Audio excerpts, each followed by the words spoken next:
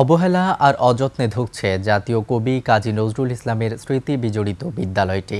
ঐতিহাসিক এই প্রতিষ্ঠান সংরক্ষণে দীর্ঘদিনেও নেওয়া হয়নি কোনো উদ্যোগ।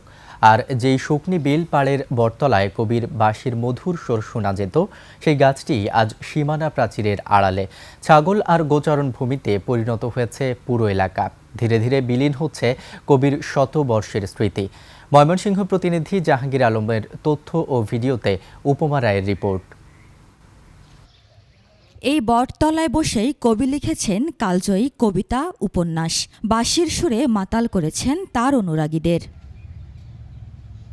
বটগাছের পাশেই শুকনি বিলে ২০০৬ সালে প্রতিষ্ঠা হয় কাজী নজরুল ইসলাম বিশ্ববিদ্যালয়। বটগাছের পাশে বিশ্ববিদ্যালয়ের মূল ফটক থাকলেও ধীরে ধীরে ভবনের আড়ালে চলে যায় গাছটি। সীমানা প্রাচীর নির্মাণের সময় বটগাছটিকে বাইরে রেখেই বিশ্ববিদ্যালয়ের প্রাচীর গড়ে তোলে প্রশাসন।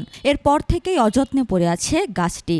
যে বটগাছকে কেন্দ্র করে আজকে এত কিছু সারা বিশ্ব পরিচিত, কিন্তু সেই বটগাছ আজকে অবহেলিত। কবি হচ্ছে এই গাছের নিচে বসেই উনি বাঁশি বাজাতেন।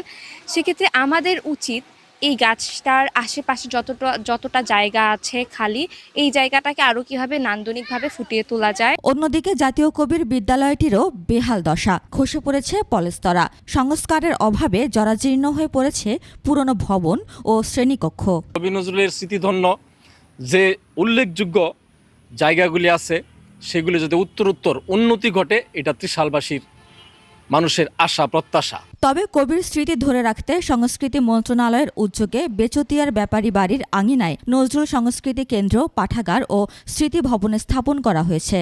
একটা পর্যটন কেন্দ্র করে এই স্মৃতি কেন্দ্রকে ঘিরে, তাহলে মনে হয় যে আর এই এলাকা মানুষ খুশি হবে। এটা ১০০ আমার আশা, আমরা দাবি করি কবি নজরুলের স্মৃতি না উজ্জ্বলভাবে করে দেব। এদিকে ৩০ সালে কবি নজরুলের স্মৃতি সংরক্ষণের কাজ চলমান রয়েছে জানালেন সংশ্লিষ্টরা।